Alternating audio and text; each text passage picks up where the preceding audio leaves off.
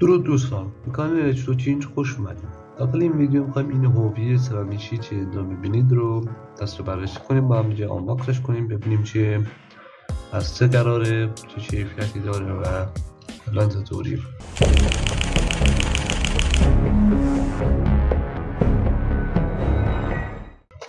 بازش کنیم. اول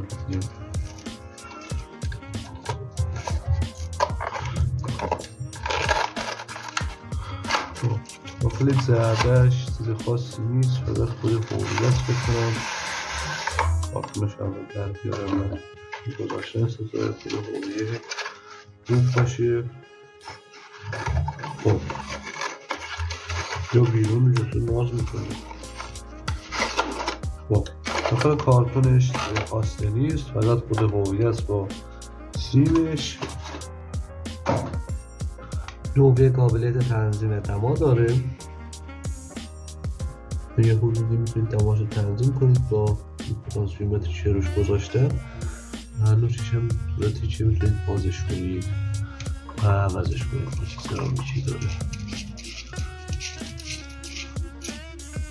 اینطوری بیم در میاد.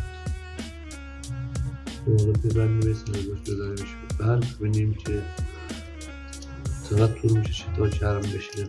این پای رو بیارم، سیمش رو باز کنیم اول. خب بذاریمش سر تاش و ببینیم چه ساعت رو میشه تا گرم بشه. خب یه چند دقیقه گذاشته، حالا ببینیم که دما چنده. مولتیمتر رو تستش کنیم ببینیم که دما چند شده. الان با این چیزی که روی خودش نوشته بوده 232 باشه، اگه این دمای که اینجا نوشته باشه درست باشه. حالا ببینیم میره بالا هنوز.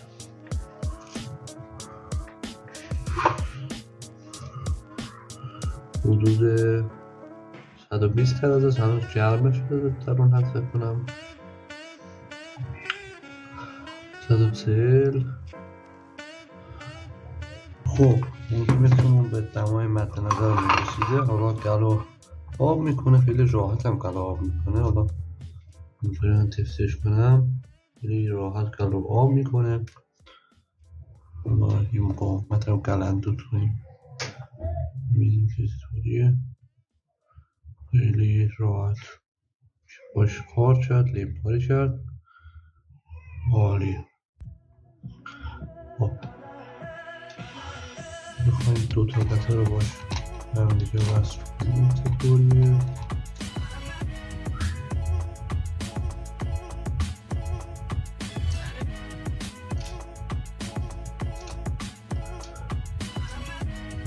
خیلی سخته.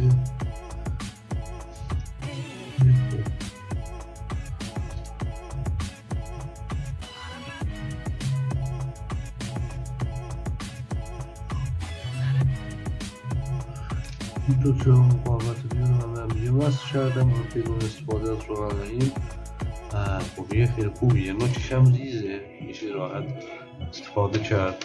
برخلاف این خوبیه های بزرگ این خیلی بهتر از اون هاست. قیمت خاصی هم نداره، حدود 300,000 تومان قیمتش بود موقعی که من خریدم و خوب پیشنهاد کنم به شما همین دماسنج این داشتم. درست کار میکنه تا حدودی، خیلی دقیق نیست ولی خوب کار میکنه واقعا. هرچی نداشتم اون توان خوبی هم 60 واته و برای لحیمکاری عالیه. حتما پیشنهاد میکنم تهیه کنید. هنجه دنبال یه موبیل سباشه ارزون قیمت از چه سرامیکی هم باشه، این گزینه خوبیه و تازه تنظیم دما هم داره. ممنون که ویدیو تا تماشا کردید. حتما کانال رو سابسکرایب کنید و نظراتتون رو داخل کامنت ها بنویسید و ویدیوهای بعدی خدا نگهدار.